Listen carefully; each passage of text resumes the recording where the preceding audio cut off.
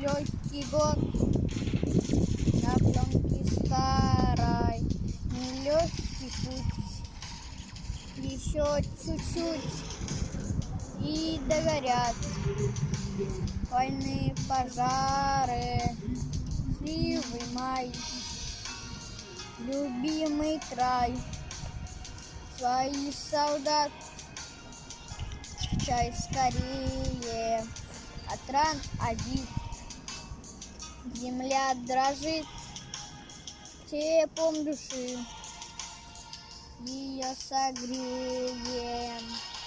Все о той весне увидел я во сне.